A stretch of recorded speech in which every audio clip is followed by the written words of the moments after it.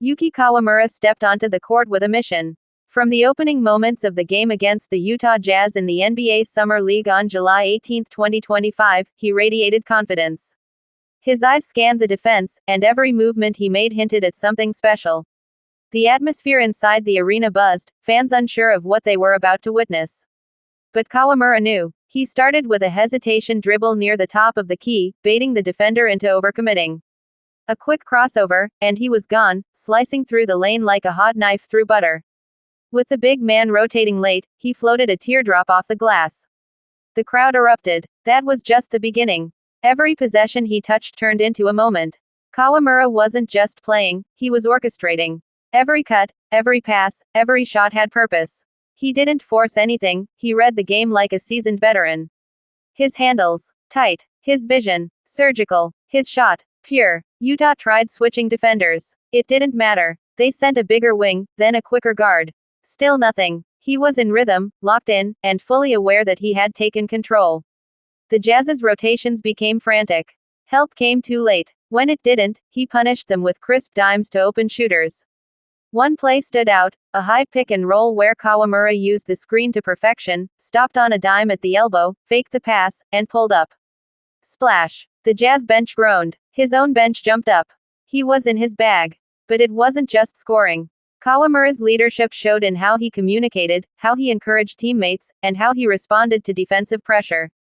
Every trip down the court, he brought poise. You could see it in his body language, chest high, eyes forward, calm but deadly. He manipulated the pace expertly. At times he pushed the tempo, threading the needle in transition with bounce passes and no-look dishes. Then he'd slow it down, call for a set, and break the defender down methodically. It was like watching a point guard masterclass. On defense, he wasn't just passive. He fought over screens, stayed low, kept his hands active. While not the biggest guard, his tenacity was undeniable. He even snagged a steal midway through the second quarter, turning it into a quick 2 points on the other end. By halftime, he had already stuffed the stat sheet. Double figures in points, a handful of assists, rebounds, and that one steal. Analysts courtside were buzzing. Social media lit up with highlights.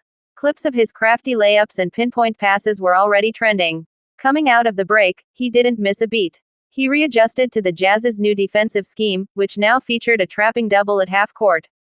But he stayed patient, finding release valves, punishing the aggression with skip passes that led to wide-open corner threes. What really turned heads was his ability to make difficult plays look effortless.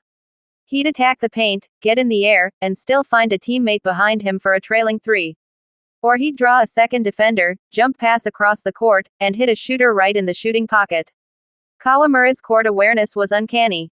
He knew where everyone was, not just on offense, but where the defense was likely to rotate. That anticipation gave him an edge all night. He was playing 2 steps ahead.